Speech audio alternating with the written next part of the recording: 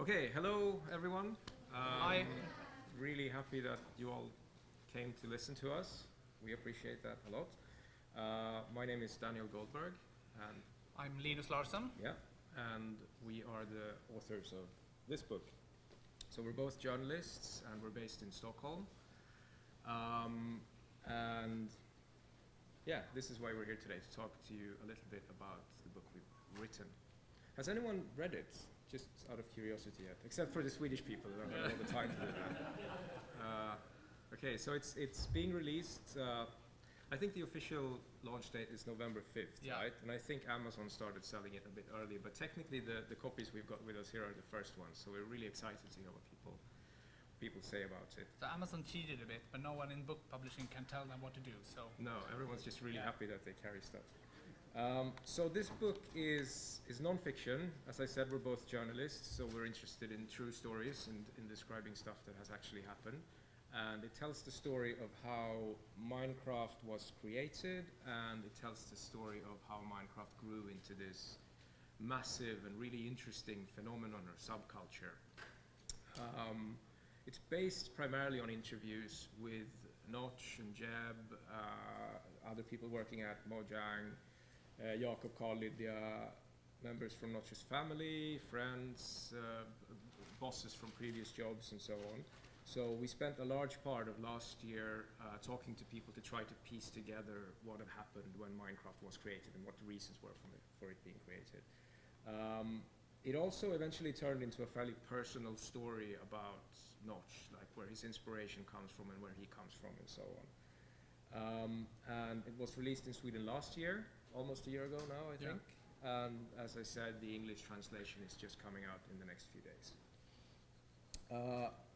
it's also And it's- being published yeah. in Japanese and Korean and Danish, if anyone would prefer that. But Yeah, they're not so out there are yet. options. Yes. You know. So we'll be talking a bit about what we're trying to do, what we want to say with the book, and hopefully share some interesting anecdotes from our work with it. And please ask as many questions as you can as we go along.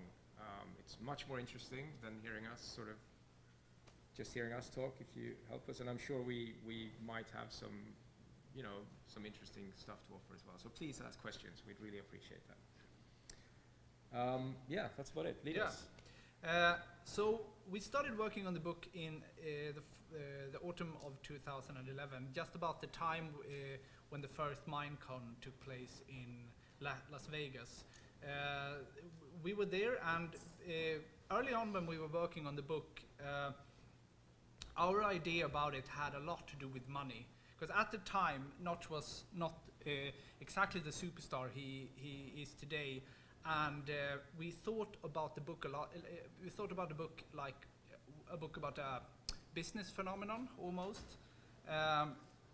We tried to look at the usual stuff that you would look at if you were writing a business book like that. We would try to find a business plan that we could look at and talk to Markus and Notch and the others about marketing strategies and so on. And we have to admit that the reason we were so interested in the money was that at this time a lot of people were writing about Minecraft and about Notch in the simplest way possible, simply about someone who had made a lot of money very quickly. And that's part of the story, but it turned out it's not the whole story. Because the more we looked at it, the more obvious it was to us that that wouldn't really work. It wouldn't become a book. It wouldn't encapsulate like the Minecraft phenomenon just looking at it from a business perspective. Because there was nothing like a proper business plan in the beginning. There was no marketing strategy or anything like that to look at. But when we did ask, I remember when we asked Notch about his marketing strategy early on, and everything he could say that to explain why Minecraft grew so quickly back then was that he had realized that if he used a banner saying 50% off and using an orange background, that was extremely successful. Then he sold a lot more games, and that was about as sophisticated as it got from a marketing perspective with Minecraft. So we had to look for something else to explain how Minecraft could turn into what it is today.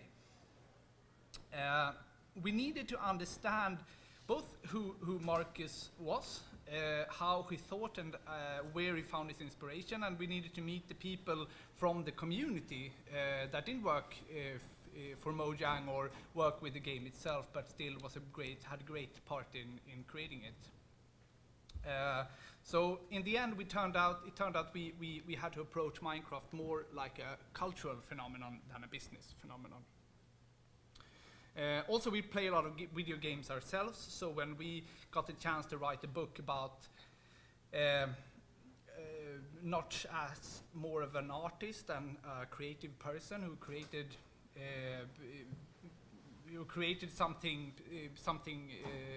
a cultural product rather than just a commercial product, it really appealed to us personally as well. So basically the decision was made fairly early on that instead of looking at numbers, which turned out, there wasn't anything to look at, no one could explain, stuff just happened basically. We wanted to understand Minecraft as a culture, and we wanted to understand Markus as a game maker. Questions that we asked ourselves was, where did he get ideas from, what inspired him, and so on. And the book eventually turned out into what it is today, which is more personal, and largely that is thanks to everyone in this community and all the people we spoke to being so open and generous to us with their interviews. So it's really it's their work. Some of the people who helped us with interviews are here today, so it's without them it really wouldn't have happened. And we were really lucky to come in at a fairly early point. So Minecraft was already a big deal in 2011, of course, but not nearly as popular as it is today. So that gave us the chance to get all the interviews that we felt we needed to really describe what had happened. And we got to follow their how they sort of grew into stardom. Yeah. Yeah. Right. So let's show a picture. Yeah. We started out in 2011, as Lina said. Has anyone here been to Stockholm? Oh, really? All right, quite a few then. Have you been to this place? Okay, so this is an address on the street is called Åsagatan in southern Stockholm, and this is where Mojang had their office back then. Anyone seen the documentary about Minecraft? Yeah, so you probably recognize a few scenes from in here, from that as well. This is where we started out as well. This is where we did most of our interviews. Funnily enough, this has actually become quite a popular place for Minecraft gamers who visit Stockholm to travel to. I heard a lot of stories about Japanese tourists showing up with cameras here and sort of ringing the doorbell asking for autographs. And obviously Mojang has moved since then, so that if they do, they would probably get a bit disappointed. I'm not sure who has these offices now. So it's an old, fairly rundown building in the south of Stockholm. The impressions when you visited this place for the first time wasn't that of a $1 million company. There was a doorbell with a really small sign that said Mojang, and it didn't work. So even if you rang the doorbell, no one would answer. So in order to be let in, you had to call someone up in the office and ask them to come down and open the door for you. Or bother a neighbor. Yeah, bother a neighbor. We bothered the neighbors many times to be let into the building. So a few, up the stairs, and then eventually you'd end up in this place, which is the kitchen of the old office. It looks quite tidy here. That's not the impression we got the first times we visited. There were usually empty coffee cups everywhere. People were sometimes sitting around this table taking a computer apart or something like that. And there was always, it was difficult to imagine that the people who worked in this place created a game that was played by so many people all across the world. There was a very friendly atmosphere in the flat. I remember one interview we did when we were talking with Markus about some pretty personal stuff from his childhood, and then suddenly we're interrupted by Jens, who comes in with one of these Nerf guns, that shoot and he shoots one of these foam bullets in Markus's head. So what had been a fairly serious interview sort of degenerated into a game where two people were chasing each other around with Nerf guns. So that was kind of the atmosphere in this place. At the back there was a gaming room with some consoles in it, which was eventually cleared out to make room for more desks. And there was also, and this is quite interesting, there was also a different room. There was a meeting room in here, which was very different. It was a lot cleaner, a lot more business-like. You had white chairs and a big white table. And it's struck us as the place where all the serious business took place. So whenever there was an important visitor coming in, this is, you know, they wouldn't necessarily see all this. They would be taking into the important meeting room to talk about important stuff. A lot of people don't know this, especially if you're not from Stockholm, but Stockholm, and especially the area around where the first Mojang office was, is actually really important in terms of games development. It's a really important place, even worldwide. So this is a map of the south of Stockholm, right? And the blue thing you see there is the old Mojang office. And these are a few more, just to give you an idea. This is all within a few hundred meters, I would say, less than a mile across. So if you look at the one to the top, the blue thing at the top there, that's where a studio called DICE has their headquarters. Does anyone know DICE? Do you know what games they make? Battlefield series? Yeah, so they make all the Battlefield series. So at the top there, that's where all of the Battlefield 3 was produced there. Battlefield 4, which I think is released this week, was produced there as well. Right next to it, there's another one. Has anyone heard of a company called Skype? Yeah. So Skype is a Swedish invention, right? And this is where the Skype offices was until very recently. I think we have a question here. Yeah, go for it. Go ahead. Is the book basically biography? Sort of, yeah. It's not a biography usually implies that it's ordered by the person it's about, if that makes sense. And this is not, it's not the case that Notch asked us to write a book about him. It's more like we came from the outside and wrote a book about Minecraft. So sort of, but not, it's broader, I would say. It's more about the game as a whole. Yeah. Some people have called it a documentary book, which yeah. pretty much makes sense.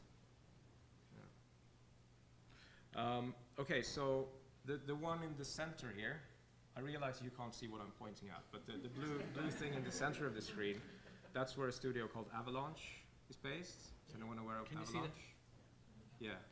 Avalanche makes games like Just Cause 2, which is a pretty big deal. A lot of YouTubers play around with that. A studio called Paradox has their offices in the same building. Paradox made a game called Magica that I really like. And they also make a lot of strategy games that are quite popular with people. Has anyone ever used the Pirate Bay? Do you know what the Pirate Bay is? Of course you have, but is everyone aware of what the Pirate Bay is? It's the world's largest file sharing site. They used to have their servers right here. Is anyone familiar with WikiLeaks? Yeah, so the WikiLeaks servers used to be hosted right here. So this is all within a few hundred meters, right? So games, I mean, games worth insane amounts of money and played by millions and millions of people are all developed within this neighborhood, which is quite fascinating, I think. So the flat that Mojang was in might have been quite run down, but it was right in the middle of where you want to be as a game developer in Sweden. Yes, go ahead. So that's interesting, but how did that come to be? Why is there such a conflict? Right. We go into that in the book, and I find that really interesting as well. Wasn't sure if you guys would, but I'm glad you asked, because that gives me an opportunity to talk about it. There are several reasons for that. Sweden has always been very sort of computer literate. People are used to, people use computers in school. There's been a lot of government initiatives to get people to use more computers. There's a really interesting thing a few years back where you would basically how would I subsidize the government would subsidize computers for regular people. Yeah. So you get a tax deduction for getting a computer from your employer, and that put computers in a lot of people's homes, and probably made a big difference. Yeah. If anyone remembers the IT bubble from 10, 15 years ago, a lot of the most talked about companies at that time were based in Sweden, and obviously when they went bust, that meant a lot of programmers lost their jobs. So there was a lot of creativity happening there. We have a strong engineering tradition with companies like Ericsson, for example. And I'm not sure if anyone remembers the old demo scene, for example, creating computer demos like computer art. It's also a very Scandinavian phenomenon. So there are many reasons for that. I think today programmer is one of the most common jobs in Stockholm, right? Yeah, it is. If you look at the statistics about what people do for a living in Stockholm. Computer programmer is one of the, in terms of numbers of people, one of the most common jobs in the city. So. That doesn't go for the whole of Sweden, but for Stockholm, it's like that. So back to the book then. What we tried to do in this book is really to understand Minecraft, and to do that, as I said, we thought we had to understand Notch, Markus, as well.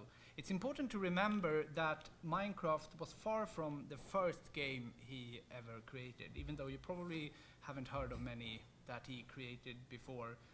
Because before starting working with Minecraft, he worked at a company called King. Their offices are actually not within this area. Do you know about the game developer King? Do you know about Candy Crush Saga? Yeah, that's the company where he used to work before starting Minecraft. So Markus worked there for quite a while, but there was one thing he didn't like there. His employers at King were more concerned with counting revenue and how much money they make from their games, rather than actually producing games they would really love themselves, and that maybe that the gamers would love as well, and something that they could be proud of. Markus even presented a few ideas of his own, only to have them dismissed because they were not seen as potentially profitable enough during his time at King. So eventually he got so fed up with that kind of atmosphere that he left. He started to work as a programmer, not games programming, but just regular programming at another company, and instead started making games in his spare time. At that point, he sort of realized that if he were to make the games he had dreamt about, like the games he could really be proud of, he would have to do it in his own time and then spend his days working a dull computer programming job. And it was at that point, in his own flat, in the evenings, that he started to work on what turned into Minecraft. And I think that really says something interesting about creativity and the kind of atmosphere and environment that is needed for creative things to happen. We actually make a point about, we asked his former bosses this question: if he had presented an idea like Minecraft when he was working there, if he sketched it up on a paper or just presented like the basic idea of Minecraft, we asked, would you have approved of it? Would you have given him the time to work on this? Would you have invested in this? And everyone has to admit that no, probably they wouldn't have done that. It was too weird an idea, too strange a game for them to believe in. So at one point, Markus was the only one in the world really believing in the idea of Minecraft. Today it's hard to grasp, but that was really the case back then. So much that he couldn't even work in the games industry for a while there. Yeah. We have some questions. Oh, Sorry, yeah. Go ahead in the green. Sorry, the green shirt back there was first. Sorry.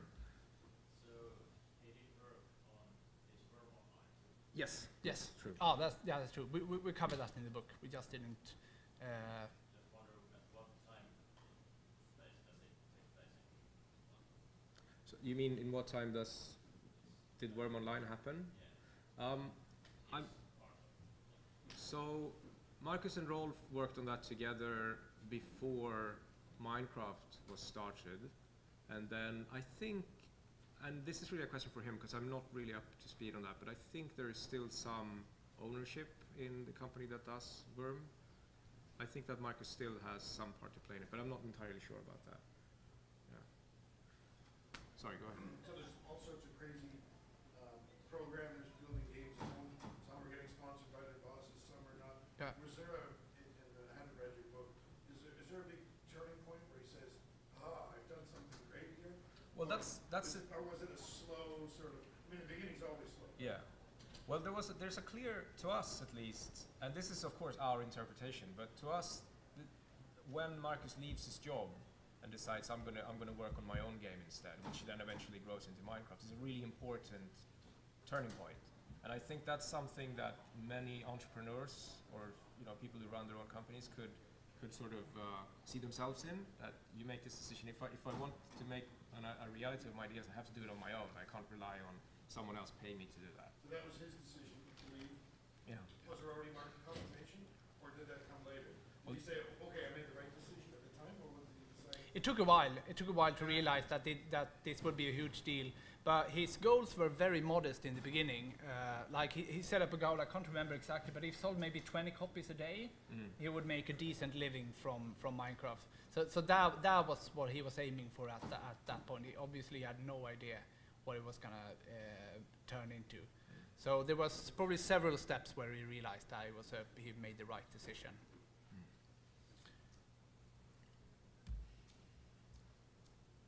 Yeah. Yeah. Did he welcome the idea of making the book, or was it more of a, he wanted to keep it private for a while until it got a little more popular? I think, well, the idea was ours, and he never said, don't do this. And he gladly helped us out with the interviews that we wanted to do. But again, it's like, it's also a story about the phenomenon rather than just the person. So it's important for us. I mean, our reasoning is that in order to understand Minecraft, we have to understand Markus, because it doesn't make sense otherwise. So, yeah, I hope that sort of answers your question. Following up on that, there's some really deeply personal stuff about his sister and his father. Right. How has he reacted to that being in print? Not. Was it negative? No, not really. I mean, for us as journalists, it's also important to be independent, if that makes sense. I mean, it's important for us and for, our self-respect, and also the way, it's kind of this contract between the reader and the writer that this is something that we've written. It's not something that's been ordered by someone else. And I think Markus has a similar way of looking at this. He sees this as our project. And if he gets involved, that kind of makes it his project. And if he wants to tell his story, I think he would rather do it himself, if that makes sense. So, no, it's been welcomed, but it's also important for us that this is our book, and yeah, sort of. Is that sort of an answer? Yeah. Cool. Yeah. Anyone else? Right. So there was a similar happening, which I think is interesting as well. When Jakob, who's just down here, who I think you all recognize as well, who's the man currently working on Scrolls, and Markus started the company Mojang, when they were just about to start Mojang. Minecraft was taking off and was selling quite well. There was a call from the company Valve. Does anyone know Valve? Does everyone know Valve? Valve, of course, makes Half-Life, Portal. Hugely influential company and very well-respected company. Asking Markus to come for a visit, to visit their headquarters, which is just outside of Seattle.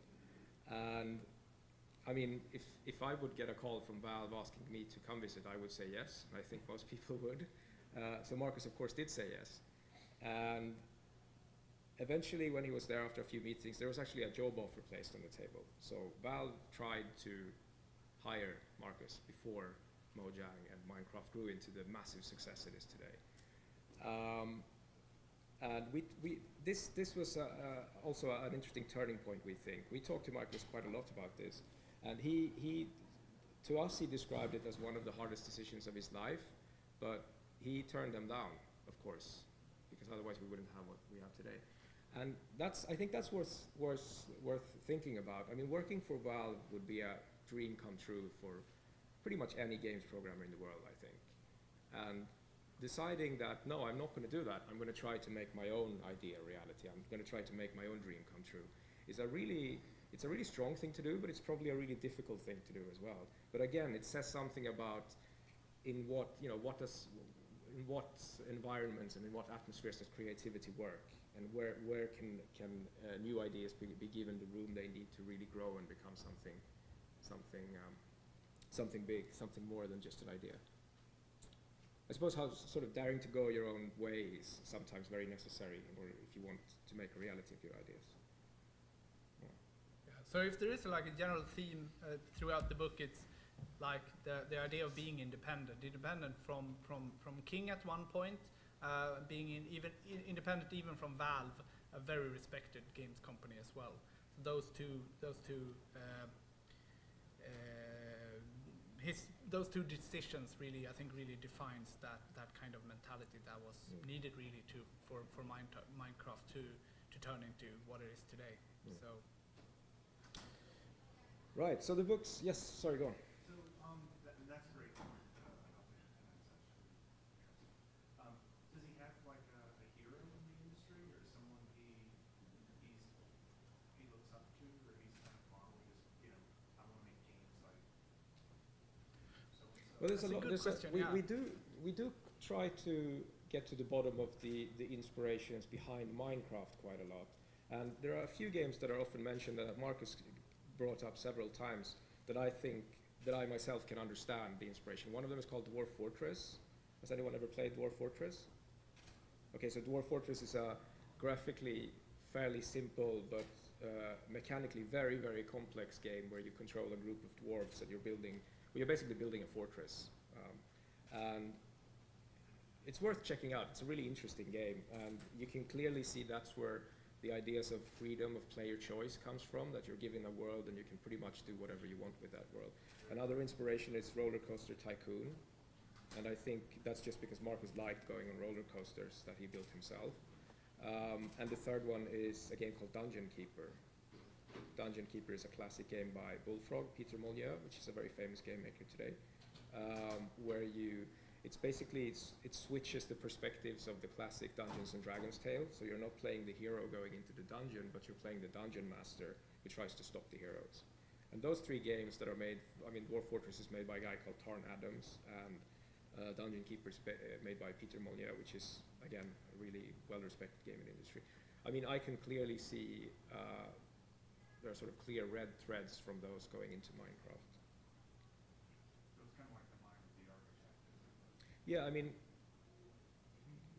the mind of the what? The architect of the game instead of the mind of the player. Yes, exactly. Yeah. There's a question there.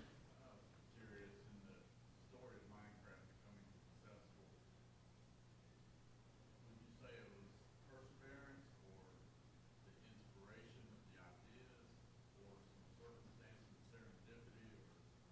Well, there's a lot of just circumstance, I would say. There's something that's better to be completely honest about. But there's a clear and very strong belief in the idea from the beginning in Markus, which I find very interesting. As Linus said, there was at one point clearly the case that nobody except for himself thought that this was a good idea. Yeah. And it obviously was. We're here. But in terms of reaching a larger audience, it was extremely important as well, the kind of support the game got from YouTubers and people writing about it, like the community that grew so quickly. We had a look at the very early, the very first forum post where Minecraft, the very first version of Minecraft was posted, and only a few minutes after that post, the first images showed up where people wanted to show off what they had made in Minecraft. And comparing to what's done today, it's extremely primitive.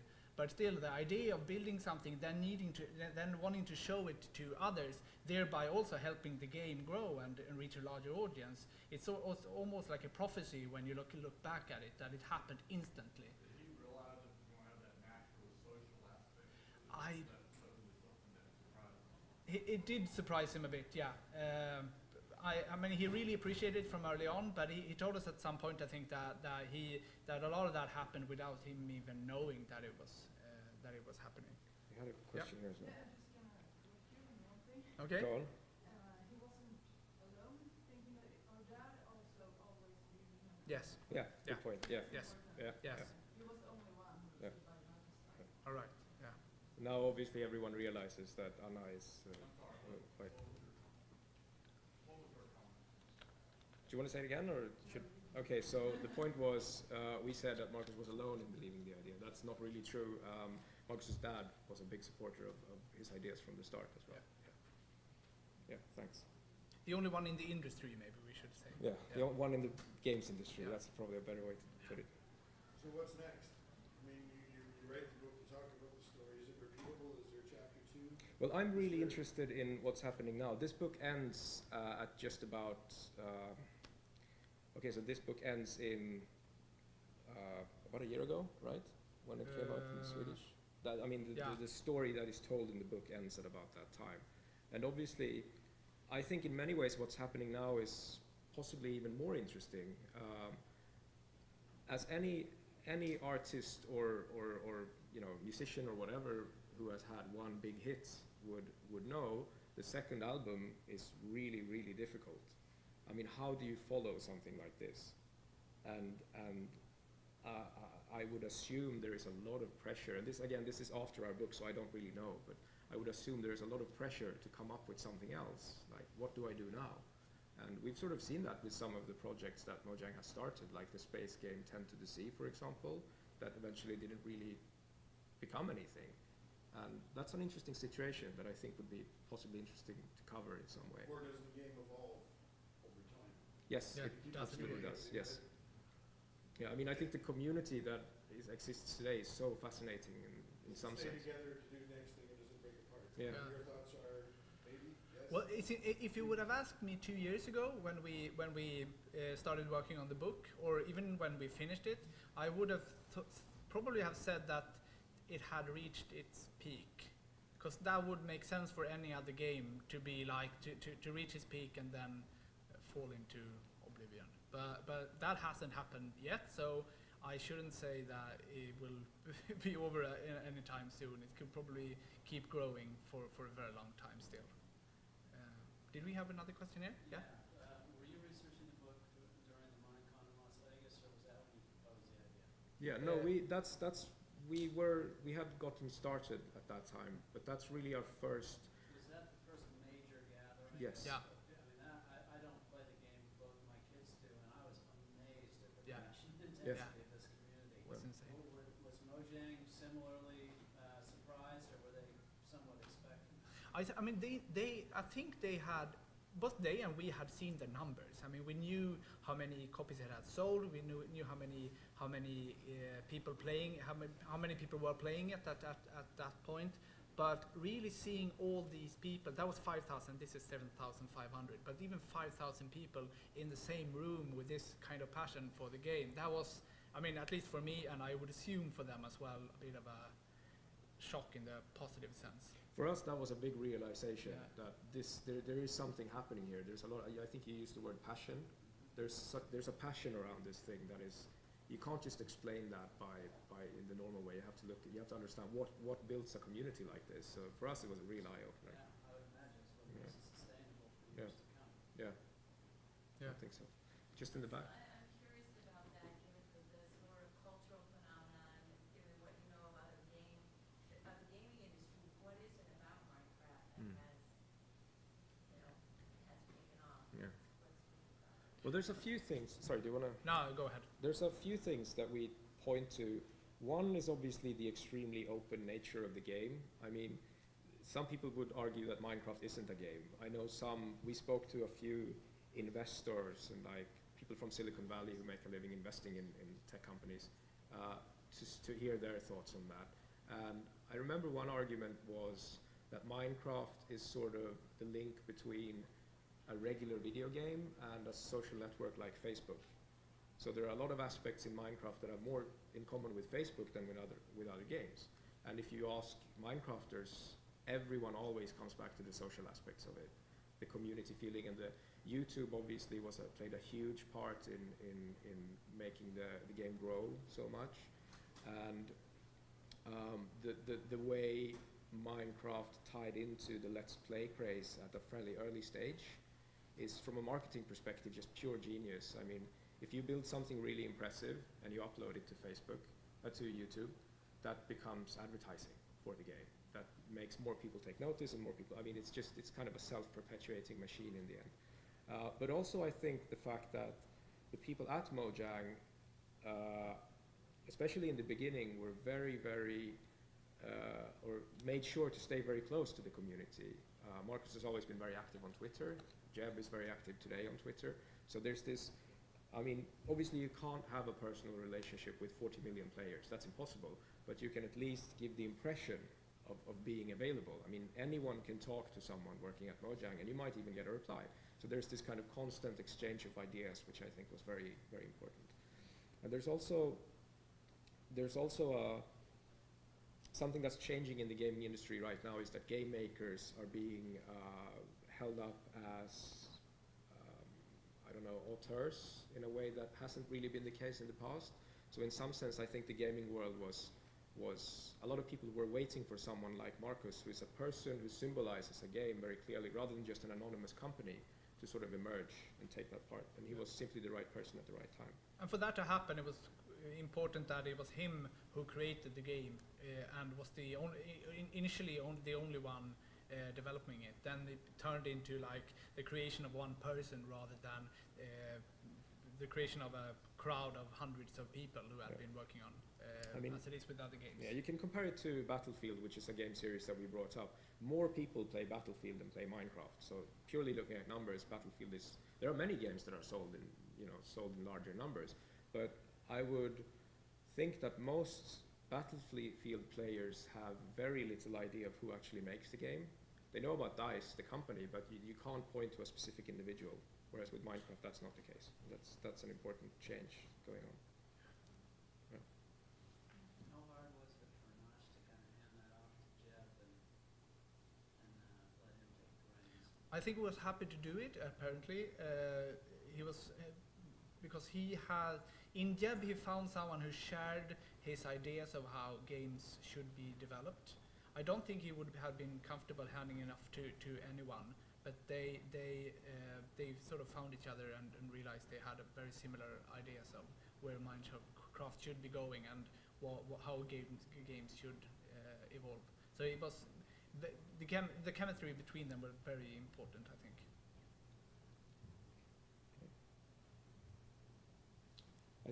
Yeah. Go on. Was it ever anticipated that anything on the modding community would form that would cause the game from living document? Very good question. And actually, there was a lot of debate about whether or not modding was a good thing within Mojang. I mean, not many people were convinced that that was the direction that Minecraft should go. There was a lot of arguing back and forth, and I know some people would rather have seen it stay more controlled and less open, if that makes sense. And obviously, the modding community has played a huge part in making Minecraft what it is today.